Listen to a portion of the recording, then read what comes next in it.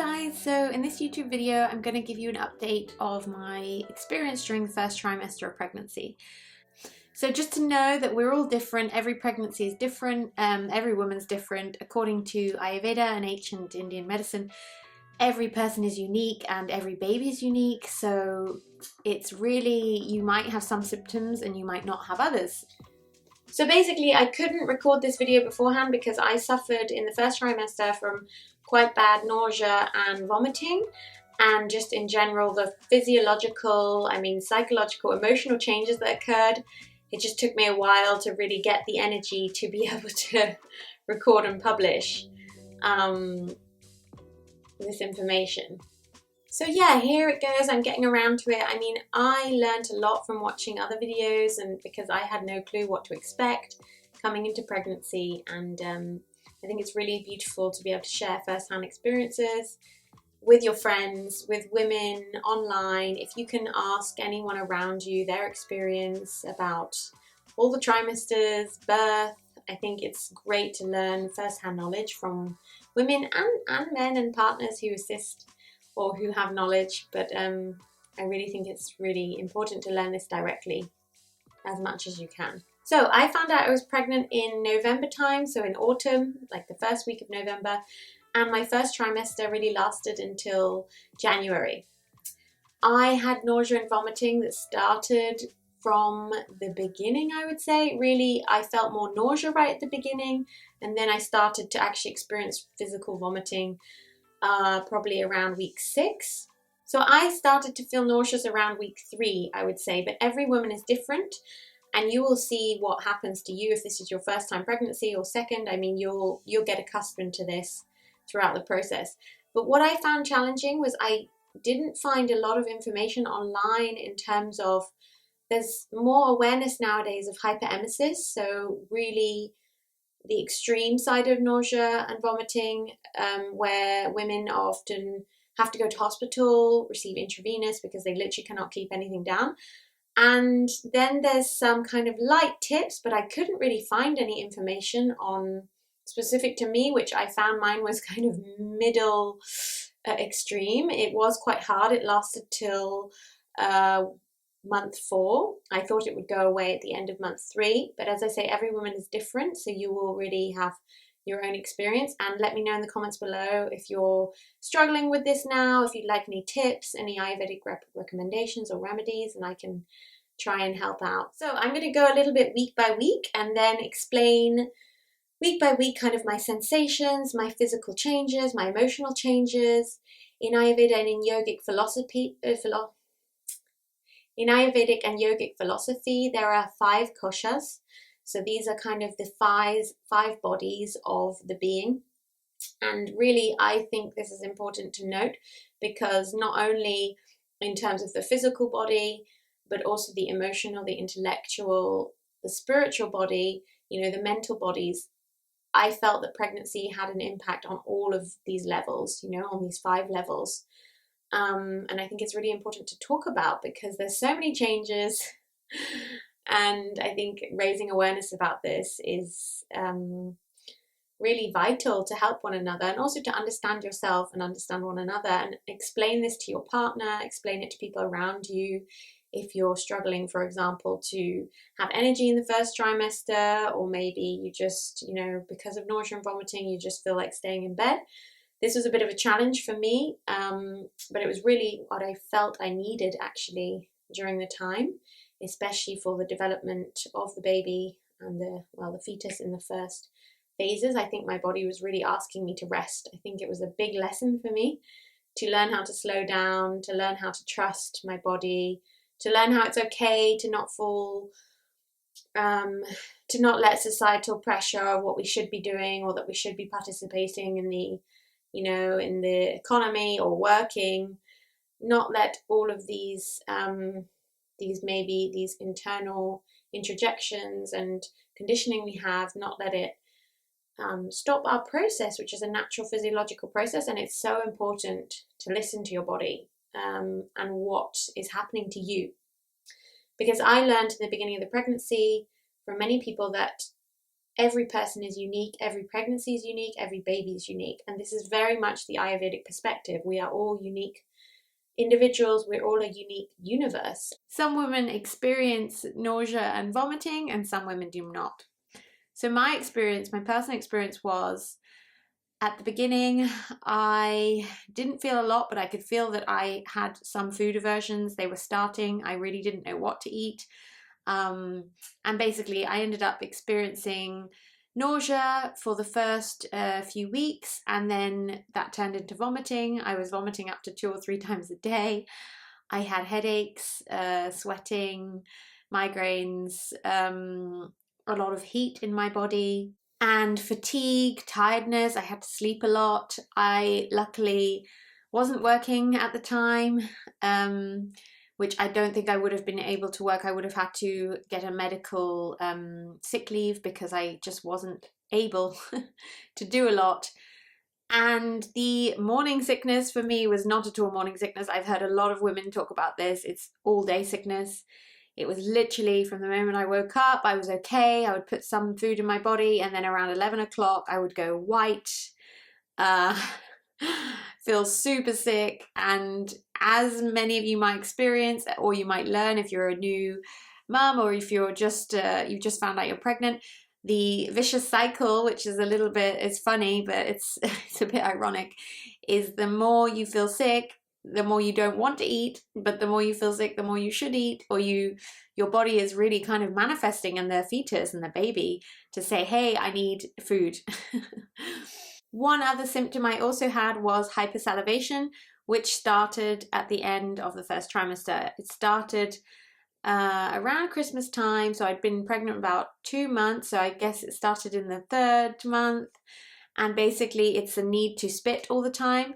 The Ayurvedic perspective is there's ama in the body, but this can be caused, so ama is basically a buildup of, toxins, but it can be not just body toxins or physiological toxins, but it can also be psychological to some extent. I feel that intuitively the fact that the body is producing so many hormones to, progesterone, estrogen, to grow a new life, this massive shoot and overload of hormones in my body basically made me feel like I need to spit all the time, but also I drink a lot of water. But so basically I'll talk more about hypersalivation in the second video, because it's something that started in the first trimester, but it's really lasted throughout the whole pregnancy and really was probably the worst, and I was producing the most saliva during the day in the second trimester.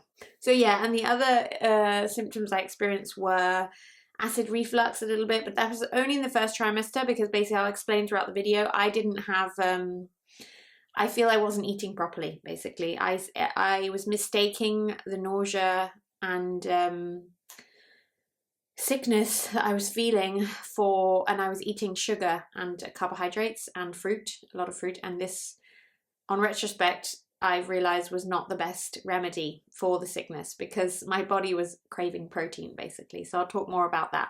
So during the first trimester, I know that there's a real emphasis on taking multivitamins and like things like folic acid, iodine.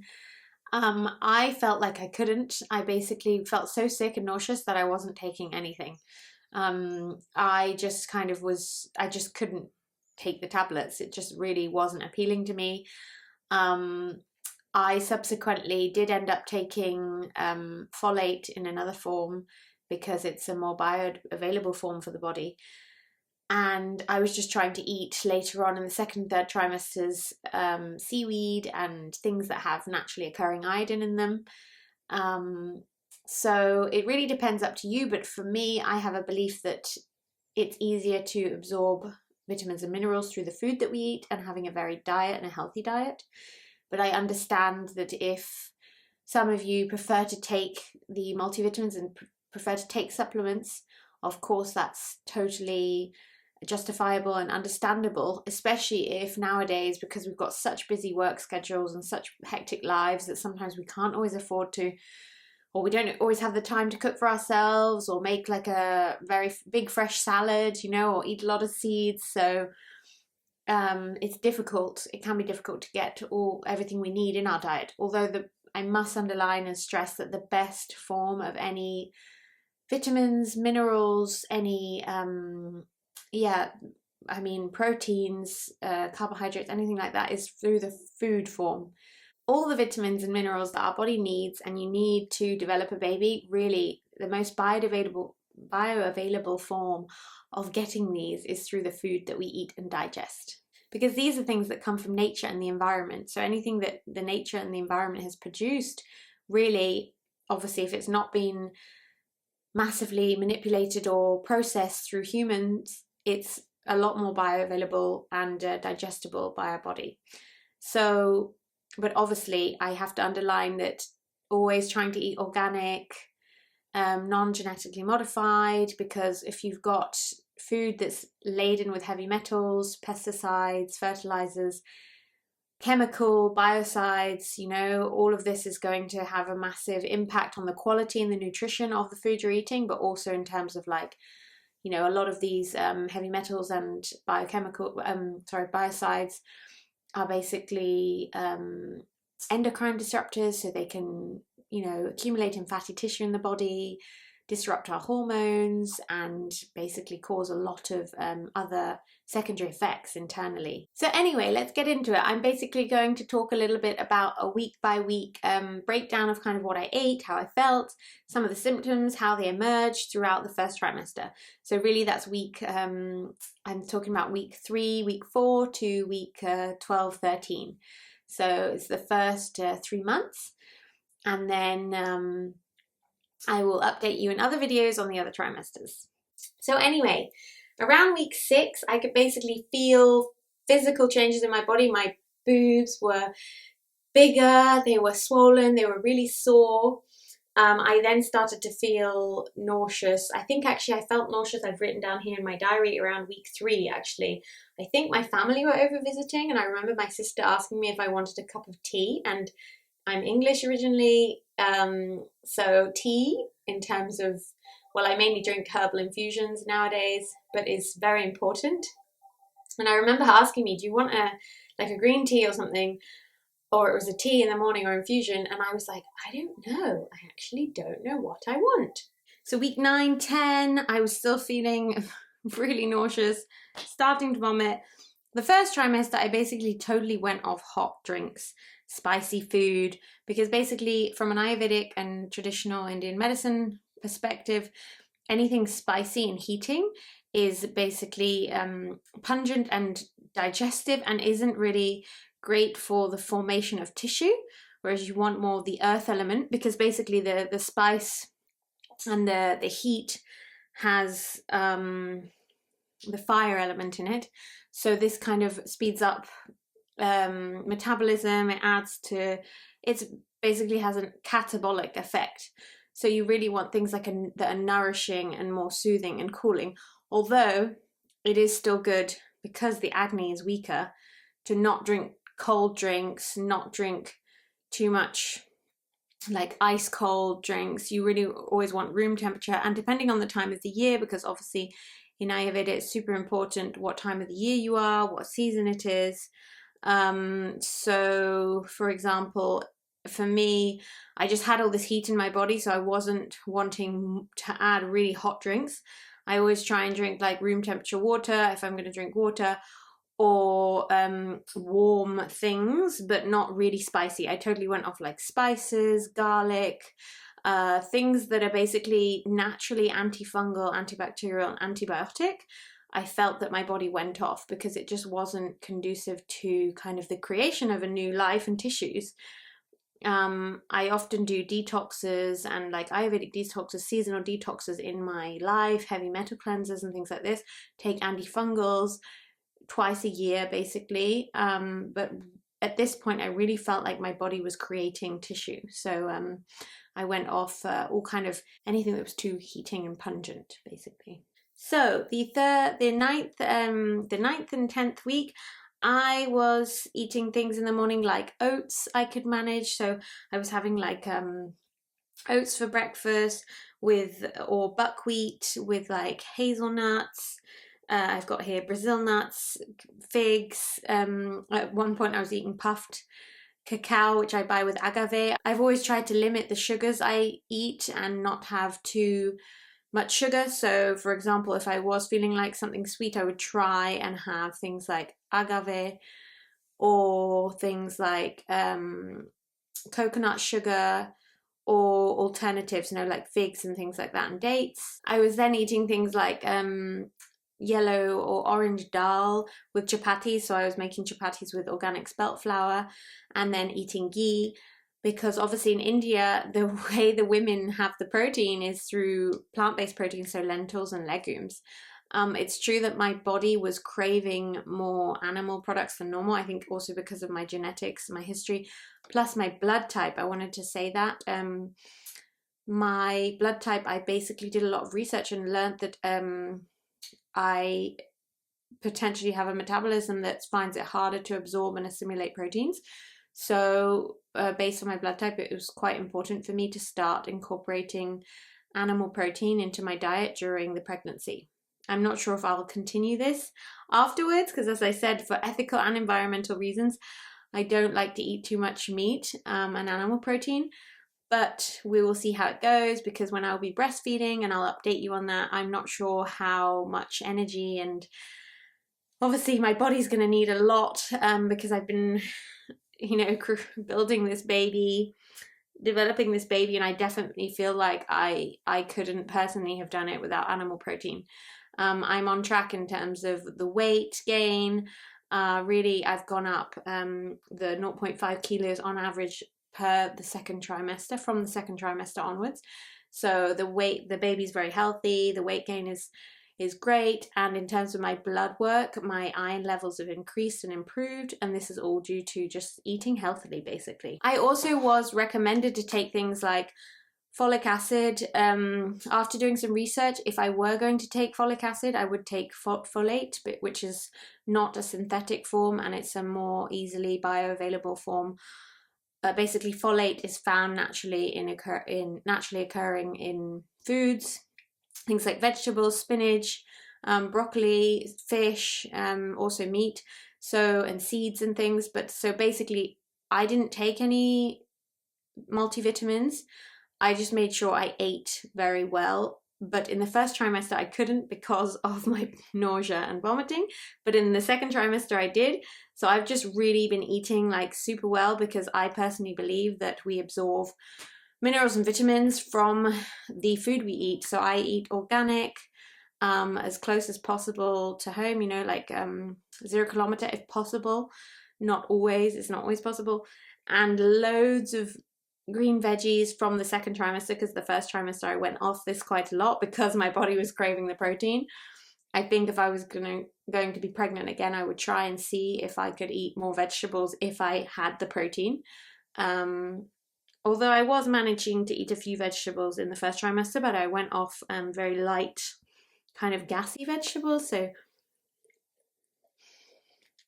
I went off very light vegetables, so things like broccoli, green vegetables, I think, and salads and things. I think it's because, again, I was building tissue, and vegetables in Ayurveda basically have mainly the air element in them. So they increase Vata dosha. So because I was needing this more grounding kind of kapha energy, the earth element, everything to build tissue, protein, fats, things like that, I wasn't craving as much vegetables. But then again, when I got into the second trimester, and since then, I've been eating a lot of vegetables and a lot of salads, but with a lot of protein and a lot of healthy fats as well. So in week 9, me and my boyfriend went away because it was holidays here. So we went away. We were actually in Valencia in Spain. We took the van and we went in the van, stayed a few nights, and we went hiking. So that was really lovely. We were doing between like 10, 8 kilometer hikes in the day. So a few hours. I was taking it slow. Going uphill was hard. I was still having nausea, but I just drank loads of water for the headaches. Again, I didn't know the importance of the protein then, so I would do it differently in the future, but I managed. And then when I'd get back to the van, it's true that in the afternoon it's when it was the worst, but I think it was really because my body was just craving this this animal or plant-based protein, which I wasn't giving it enough of. So it was really when in the afternoons I would just nap or sleep or just lay in bed. I was getting quite bad headaches. So from, I remember that week 10 to 11, I got very bad headaches. I remember being in the van in Valencia. We were walking along the beach. It was in December time, I think. And I got really bad headaches and I was like sweating. So a really good remedy. And I'm going to do another video about like great remedies and just some very simple tips for the first trimester. But I was getting a cold flannel of water, putting it on my head and just laying there and just sleeping as much as I could, basically. So based on, yeah, week 10, 11, I was basically drinking a lot of water because I had this heat in my body. I think also because I was eating, as I said, sugar and fruit and things. It wasn't great. I was also getting acid reflux, which I haven't actually had since the second and third trimester, just because I've not been eating so much sugar. I would say, again, underline protein for me was really essential. I was eating sugar, not realizing how much protein I needed, and hence the acidity in my body was increasing. So I was getting acid reflux, and I actually haven't had acid reflux as bad in the second or third trimester. It was really worse in the first when I just wasn't eating sufficiently, basically. But by then, by week 10, 11, I was eating, 5 to 6 times a day, small frequent meals. I've written that I would have like, again, oats in the morning or some kind of cereal. I was eating a little bit of bread, but always trying to eat organic sourdough bread with maybe like a salmon or trout sandwich. I think I was managing eating like some tomato and lettuce and things like that in the salad, in the sandwiches, but not a lot. I remember, I think it was week 10, when I really vomited. So it was, I woke up and I think I tried to brush my teeth, and we were in the van in traveling, and I brushed my teeth outside, and it's the first time I felt, oh, this toothbrush is actually making me gag. So I vomited, which was not very nice at all. That was the first time I vomited. I remember that quite clearly. And then after that, I would vomit maybe once or twice a day for the next few weeks. So yeah, my nausea and vomiting lasted until really the end of month 4. So the beginning of month 5, it's really when I started feeling better, but it's also when I learned and kind of got mentally aware of how much I needed protein. So after that, I religiously ate all plant-based protein every single meal, animal protein at lunch, and I have really managed to control my nausea. I've had hyper-salivation, so I have to spit into a bottle since the end of the first trimester. It started at the end of the first trimester around week 12, and I've had it ever since until now, but I'll talk about that more in the second trimester video because it really came, I think, I've had to deal with it in the second and third trimesters more than anything. So around week 11, 12 and 13, we actually went for Christmas to the Czech Republic because my partner is Czech, so we went to stay with his family. I found that really difficult at Christmas time. I don't know why, but I didn't, again, still grasp that how much I needed protein. So the nausea was really bad. So we're doing a home birth, and I'm going to do a video on that and talk to you more about it. But we're doing home birth, and the home birth midwives, actually, I spoke to one of them around week 10, I would say. And she said to me, make sure you have protein every single meal. And I remember the morning she told me, I'd had a breakfast of like milk with some cereal, and I'd felt really awful after it, like I wasn't properly nourished. And then when she told me that, the next day I made sure I got up because we were actually staying in a hotel, and I had I think I had mackerel, I had some beans, so again, beans being plant-based protein, they're, legumes, and I had like whole grain bread, and I had like a really hearty breakfast. I think I managed to have like some tomatoes, and I like had a really filling breakfast, and I didn't feel as nauseous. And so, but I didn't remember that very well. And still at that point I wasn't eating, I was eating fish, but I wasn't eating chicken. So, because I was still in my old, my old values and my old system of being vegetarian or pescatarian because I was eating fish. So I still hadn't eaten any meat. And that was, around week 10, 11, 12, 13. and I felt awful. And over Christmas, it was really horrible. I was like the same thing. I was able to get up in the morning. Yeah, it was the same thing. I was able to get up in the morning, go for a walk, go outside, fresh oxygen, fresh air was amazing. But then around 11, I would just feel so sick. I would go white.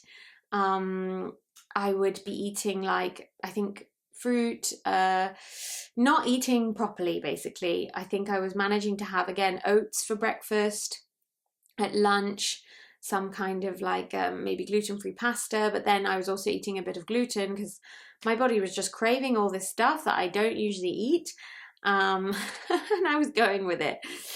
But again, I want to underline the importance of protein, and I will talk more about that in the second trimester video, because I really got into a routine of healthy eating, eating protein, and really since the second and third trimester, I've had no issues at all really with food. I've eaten really healthy. As I said, my iron levels have gone up, my blood results are really good. I've hardly put on any other extra weight on my body, only baby weight and a bit of weight around my like the tops of my legs, really around my hips, just for this baby support, and the tops of my arms. But really, so many people have seen me and they're just like, you're all belly, and I'm like, yes, I've been eating super healthy, luckily, thank goodness, but since the second trimester. So yeah, just to finish, the first trimester for me was a big eye-opener and a big shock. I didn't realize how bad I would feel. I was feeling sick with nausea and vomiting, not able to do much in the afternoons, literally till the evening when I'd go to sleep, for about the first 4 months. That was really challenging for me. Luckily, I wasn't working. I wouldn't have been able to work. So I just want to say to all of you out there, just keep going. You'll be okay. Eat frequent meals. Try eat protein. That for me, the #1 remedy was eating protein. Animal protein once a day and plant-based protein. I will do another video on my top recommendations for the first trimester where I'll make it more succinct. But this was just kind of the update. So the other things I wanted to update you on is, yeah, I didn't get much of a belly in the first trimester. I will put some photos and some videos. You can see gradually I put on a little bit of weight, but I really stayed the same weight for the whole first trimester. It wasn't until the second trimester then I started putting on weight. Yeah, I think I looked online, and yeah, on average, I think from week 13 onwards, I put on about ½ kilo a week. And so since the entire time, I have put on about 11-12 kilos right now, and I have maybe 3 more weeks to go. So I might put on a half or another kilo. But anyway, for me, the first trimester was really about nausea, lack of appetite, food aversions, what else? Sweating with the headaches, migraines. I never get migraines, and I really had them bad. But as I said, I didn't implement proper diet that I needed and eat enough protein for me. So I think when I have another baby in the future, if all goes well, I will do another video. So thanks for checking out and watching my video on this first trimester pregnancy update. As I said, I will be updating on the other trimesters. I'm doing this update in the third trimester because in the first trimester I just wasn't able to do it. I gave myself a rest and a break because I just felt so sick and nauseous. Everything was so new to me, and I really just had to disconnect a little bit from the online world. But I will be updating you along the way, along my journey, with more Ayurvedic tips and information. So if you're interested in pregnancy, and particularly pregnancy and an Ayurvedic perspective, so that of ancient Indian medicine and philosophy, check out my other videos. Stay tuned, like and subscribe to stay posted on all the information I update on YouTube and on social media. And if you have any comments or questions, feel free to share in the comments below. Also, for new mums out there, or even if you're second, third time pregnant mum, or it's your first pregnancy, if you have any feedback or anything you'd like to share, yeah, feel free to reach out, because I really feel that creating a community to support one another, to have first-hand experience, to share remedies is so great. You know, it's so supportive, and for me, I couldn't have managed alone without the online community and my local friends and people like in real life. But it was just so helpful to hear that other people had gone through a similar thing, especially when it can affect us on so many levels, as I said in the beginning, psychologically, emotionally, physically, with all these changes, mentally. So keep calm, carry on, you'll be fine if you're experiencing nausea, and you will survive, you'll get over it, and you will have a beautiful pregnancy journey. Thanks, namaste, and lots of love to you all.